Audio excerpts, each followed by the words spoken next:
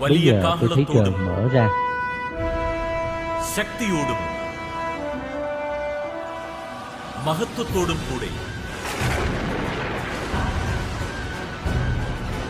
và có một con ngựa bạch hiện ra. Đấng cưỡi ngựa ấy gọi là đấng trung tín và chân thật. Ngài lấy lẽ công bình mà xét đoán và chiến đấu.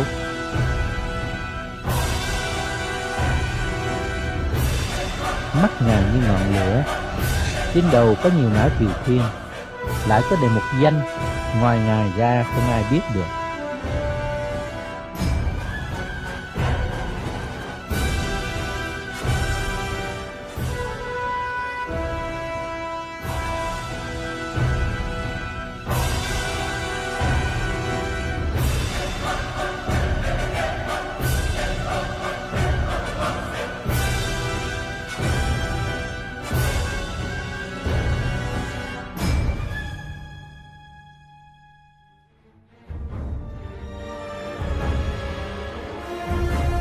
Ngài mặc áo nhúng trong huyết, danh Ngài xưng là lời Đức Chúa Trời.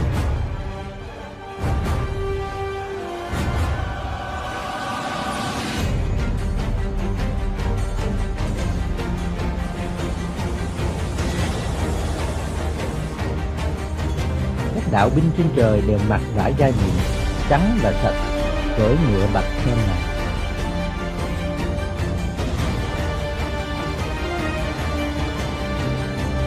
Khi ấy, điềm con người sẽ hiện ra ở trên trời. Mọi dân tộc dưới đất sẽ đấm ngực và thấy con người lấy đại quyền đại vinh ngự trên mây trời xuống.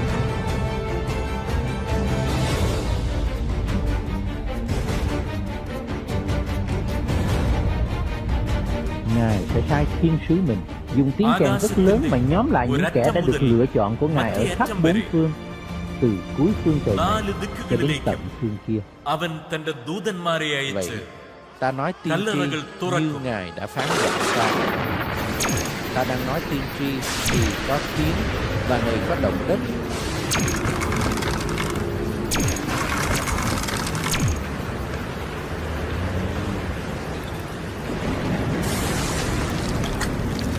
Những xương nhóm lại hiệp với nhau.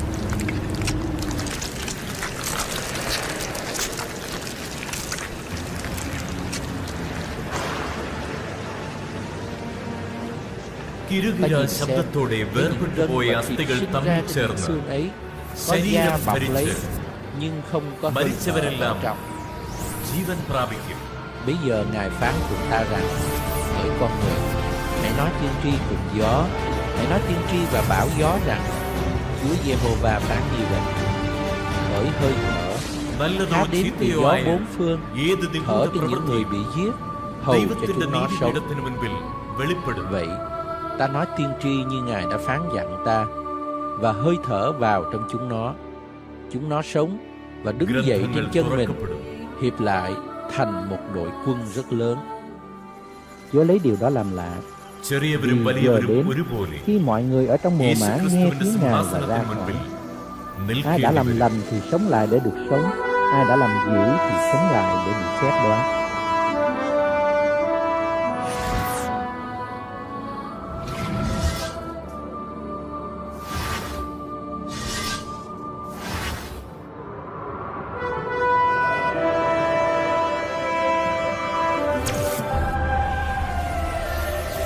Này, ta đến mau chóng và đem phần thưởng theo với ta, để trả cho mỗi người tùy theo công việc họ làm.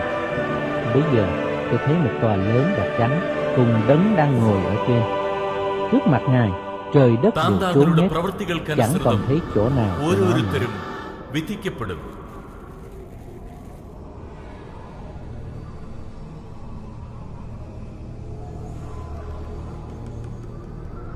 തന്ത്രപൂർവം ഭാര്യയെ അഗ്നിക്കിരയാക്കി മറ്റൊരു സ്ത്രീയെ സ്വന്തമാക്കിയ ഒരു മനുഷ്യൻ.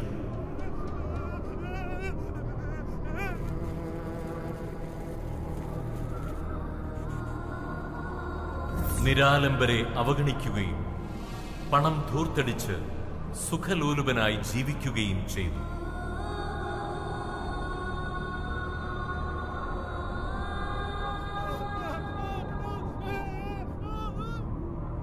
Biển đem trả những người chết mình chứa.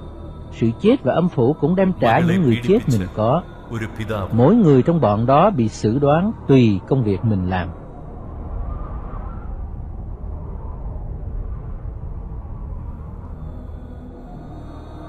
വ്യഭിചാരിണിയായ ഒരു സ്ത്രീ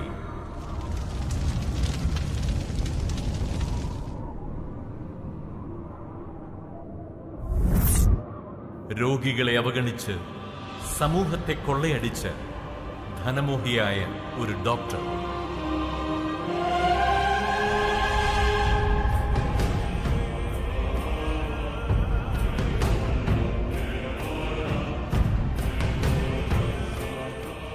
മനുഷ്യനിർമ്മിതമായ വിഗ്രഹങ്ങളെ ദൈവങ്ങളായി ആരാധിക്കുവാൻ ജനങ്ങളെ പ്രേരിപ്പിച്ച ഒരുവൻ. ജീവന്റെ ഗ്രന്ഥത്തിൽ പേരെഴുതപ്പെടാത്തവരെല്ലാം പുഴുക്കൾ ചാകാത്തതും അഗ്നി ശമിക്കാത്തതുമായ നരകാഗ്നിയിലേക്ക് വലിച്ചെറിയപ്പെടും. Đó là nơi sâu bọ của chúng nó chẳng hề chết, và là nơi lửa chẳng hề tắt.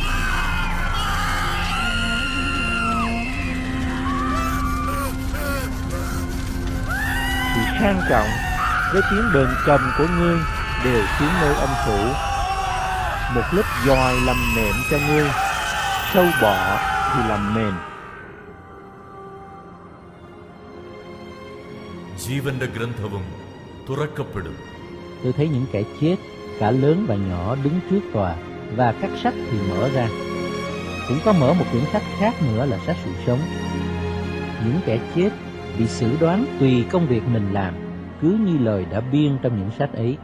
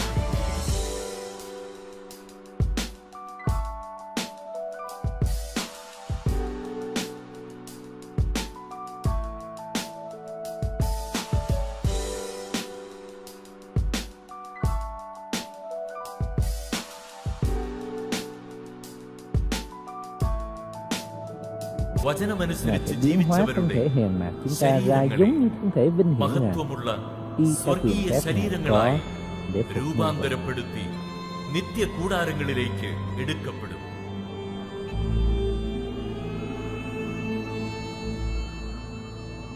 ജീവന്റെ ഗ്രന്ഥത്തിൽ പേരെഴുതപ്പെട്ടവർക്കെല്ലാം ദൈവത്തിന്റെ പറുദീസയിലേക്ക് പ്രവേശനം ലഭിക്കും.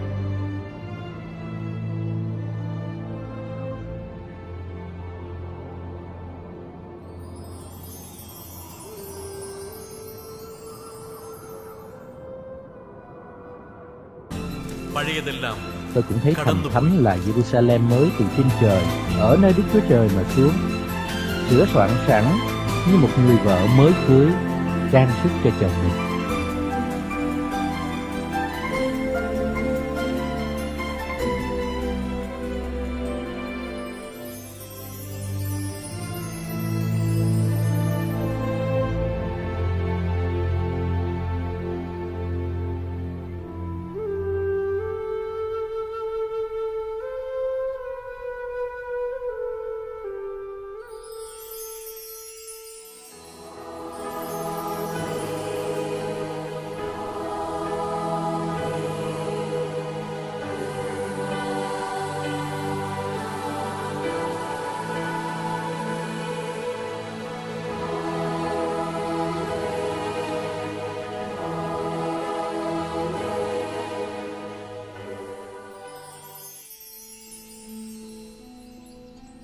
Còn ta nói cho các ngươi, hãy dùng của bất nghĩa mà kết bạn, để ഇനിമേൽ khi của ấy hết đi, ദുഃഖമോ họ വേദനയോ tiếp các ngươi vào nhà കരച്ചിലോ đời đời. മുറവിളിയോ Ngài sẽ lau ráo hết nước mắt khỏi mắt chúng. Sẽ không có sự chết, cũng không có than khóc, kêu ca hay là đau đớn nữa, vì những sự thứ nhất đã qua rồi. ശത്രുതയോ Ta sẽ dựng കലഹമോ trời mới đất mới. വിദ്വേഷമോ Những việc trước അവിടെ sẽ chẳng nhớ nữa, chẳng còn സന്തോഷമോ nhắc đến nữa. സമാധാനമോ Muôn sói, ആനന്ദവുമാണ് con അവിടെ. sẽ ăn chung. Sư tử ăn rơm như bò, rắn ăn bụi đất. Sẽ chẳng có ai làm tổn hại hay là hủy phá trong khắp núi thánh ta. Đức Giê-hô-va đã phán vậy.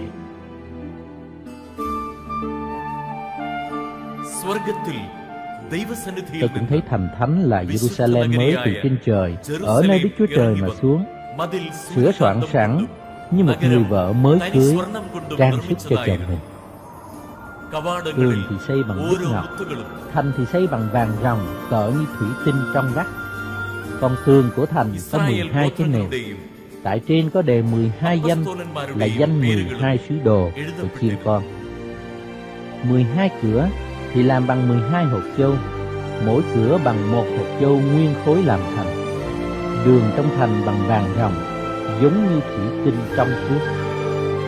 Kẻ ô uế, người làm điều gớm ghiếc và nói dối không hề được vào thành, nhưng chỉ có những kẻ đã biên tên trong sách sự sống của chiên con. നഗരത്തിന് പ്രകാശം നൽകുന്നത് Thành cũng không cần mặt trời, സൂര്യനോ trăng để soi ചന്ദ്രനോ sáng, vì ആയിരിക്കുകയും vinh hiển của Đức Chúa Trời chói lói ദൈവ cho, തേജസ്സായിരിക്കും. và chiên con là ngọn đèn của thành.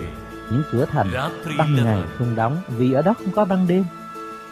സിംഹാസനത്തിൽ നിന്ന് പുറപ്പെടുന്ന Thiên sứ chỉ cho tôi xem sông nước sự sống, trong như lưu ly từ ngôi Đức Chúa Trời và chiên con chảy ra.